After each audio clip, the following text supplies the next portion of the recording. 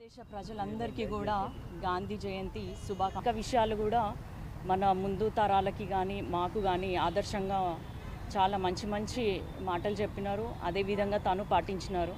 గాంధీజీ అంటే ఇష్టం లేని వాళ్ళంటూ ఎవరూ లేరు. అందరికీ కూడా గాంధీ జయంతి శుభాకాంక్షలు తెలియజేసుకుంటున్నాను. Thank you.